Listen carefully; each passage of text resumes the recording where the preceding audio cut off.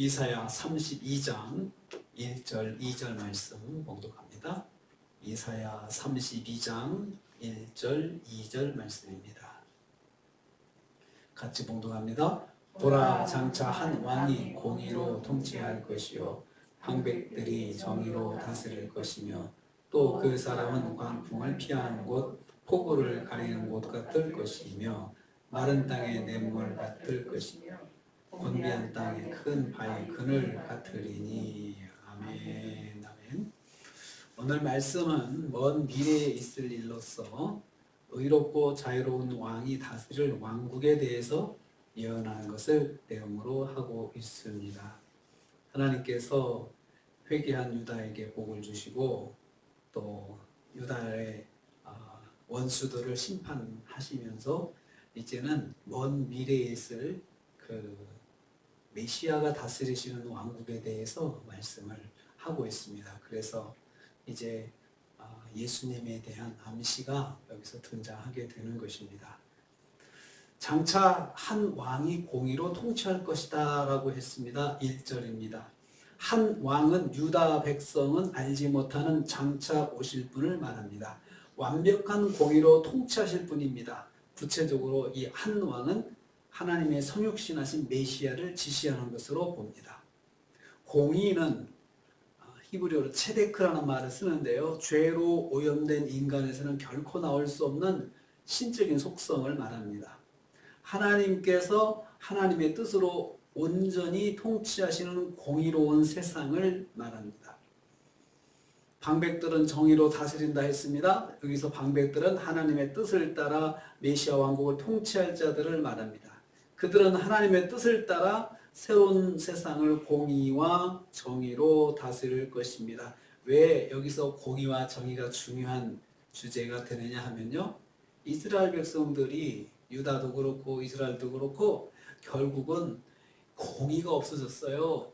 하나님의 뜻대로 나라를 통치하지 못하고 왕들과 통치자들이 지도자들이 부패하고 타락하고 그리고 또 가난한 사람들을 더 힘들게 하고 약한 자들을 어렵게 하는 그런 일들을 저지르고 그래서 결국은 하나님께서 진노하시게 되었습니다. 거기에 반해서 하나님께서 메시아가 오시면 그리스도께서 오시면 공의와 완전한 공의로 다스리신다는 것을 소망을 주고 있습니다. 장차 오실 한 왕 메시아는 완벽한 공의와 정의로 통치하실 것입니다.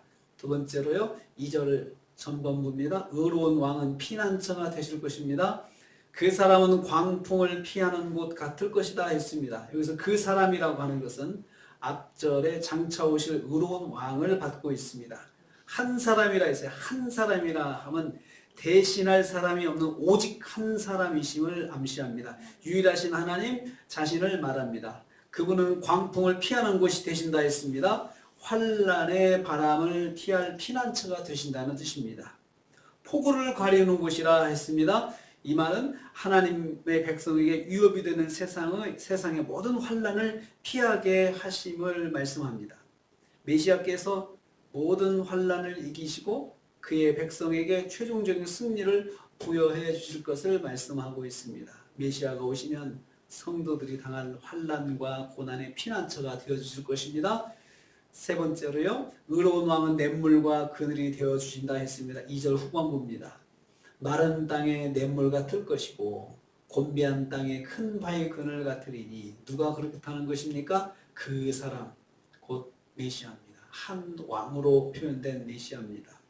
마른 땅에 냇물 같다 하면 메시아께서 그의 백성들의 영을 소생시키시고 삶을 풍성하게 하실 것을 예언하는 말씀입니다.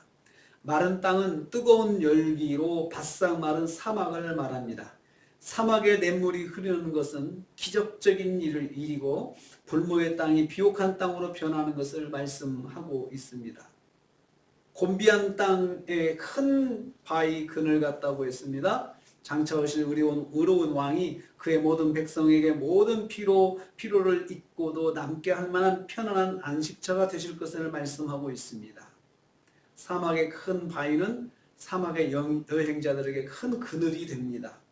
여호와께서 자기 백성들에게 커다란 회복과 재충전의 터전이 되신다는 말씀입니다. 곤비한 땅의 큰 반을 사막 바위 그늘 같다고 하는 것은 큰 바위는 사막에서 큰 바위는 아주 충분한 그늘의 역할을 해줬습니다. 그래서 여행하는 사람들이 그 바위 그늘 밑에서 쉬고 재충전하고 그런 것처럼 우리 주님께서 오시면 그 사막의 큰 바위 그늘 같은 그런 분이 되신다는 것입니다.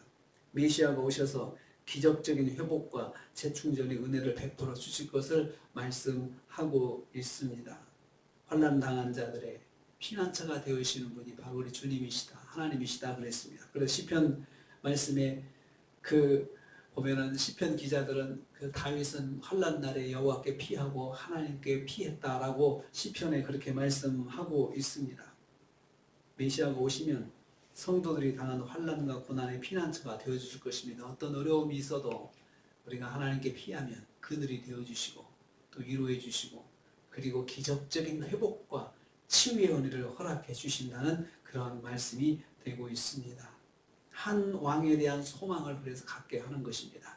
메시아에 대한 소망, 그러니까 유다와 이스라엘의 그 환난 속에서 그들의 그 고난 속에서 주님께서 다시 그들을 붙잡아 주시면서 결국은 그들이 한 왕을 바라보게끔 소망을 주시고 있습니다. 우리 주님은 우리에게 소망이 되시고 또 우리에게 피난처가 되시고 우리에게 기적적인 회복과 재충전의 은혜를 주시는 분이십니다. 그러한 주님과 오늘 하루를 또 시작합니다. 우리 주님과 함께 하셔서 오늘 하루도 우리 주님께 주시는 피난처가 되어주시는 우리 주님, 그리고 우리를 기적적으로 치유하시고 회복하시는 우리 주님, 그 주님의 은혜를 입으신 하루가 되시기를 주님의 이름으로 축복합니다. 주님 감사합니다.